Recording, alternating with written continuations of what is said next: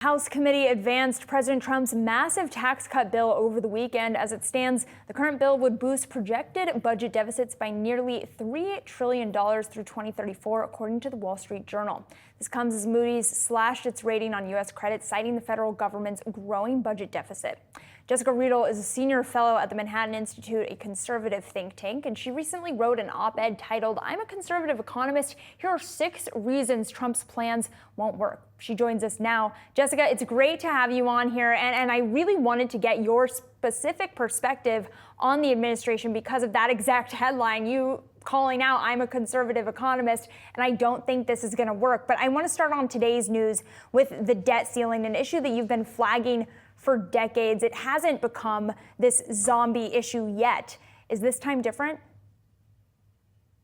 Ultimately, I think Congress is going to raise the debt ceiling at the end of the year because Republicans don't even seem to care anymore. But this tax bill's enormity is being underplayed.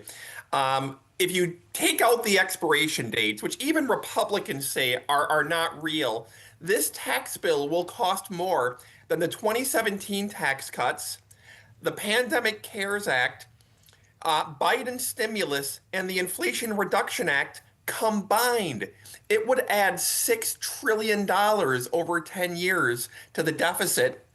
Ultimately, my projections show deficits heading to about $4 trillion a decade from now if this bill is passed combined with the baseline, and even higher if interest rates rise. And we've seen that interest rates are rising.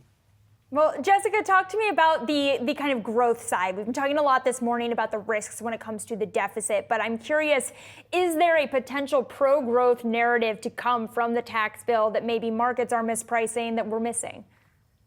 I'm not sure what in this tax bill would create faster economic growth. And as a matter of fact, the Tax Foundation did an economic analysis and found that it really does not significantly increase economic growth because the pro-growth parts of the tax cut, such as business expensing, making it easier for government to write off investments, are temporary and expire in a couple years. But the other things like no taxes on tips, no taxes on overtime, that's not really pro-growth economics. And a lot of the rest of it is just continuing current tax policy, renewing the tax cuts. But again, the pro-growth stuff is going to be expiring in a couple of years. It probably won't expire, as I mentioned earlier, but it does create uncertainty for business investment, while the stuff that doesn't help goes long term. And ultimately, the economic growth angle is really endangered by tariffs, by the size of the workforce dropping, by Trump telling the Federal Reserve not to raise interest rates. It's going to be a challenge. And Jessica, my guest host, Amy Wu Silverman, has a question for you as well. Hi, Jessica. So I actually want to ask you to go back to kind of this idea of there being exemptions on overtime and on tips. I feel like that's something Trump had talked a lot about on the campaign trail. And right now, from a macro data perspective, we've seen really bad consumer sentiment, kind of like down in the dumps. And if something like that passes, do you think it gives a turbo boost to sentiment that could, in a way, offset all the bad news we're getting from tariffs? And maybe that does down the line hit hard data, or do you really think that it's still not going to have any impact on the growth level?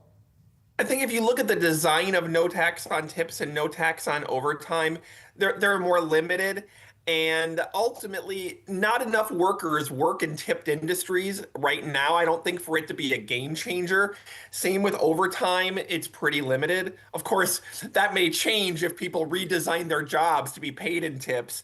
But ultimately, I don't see it being as big of a game changer compared to the wet blanket on the economy tariffs are providing. I think if we want to get rid of the economic effect of tariffs, we should get rid of the tariffs. Well, let's talk about the tariffs, Jessica, before we let you go. Yeah. And I want to bring back your headline from this Politico piece. I'm a conservative economist, but you're not seeing these plans working. When I've spoken with other conservative economists, they've talked to me about boosting American jobs, increasing and bringing us back to a manufacturing economy. What issue do you see with that? Right. Tariffs can't both bring home manufacturing, like Howard Lutnick said, we're going to have American fingers putting the screws in the iPhones, but then also just be a negotiating tool when Trump turns the dials back. Businesses need investment. Businesses need certainty.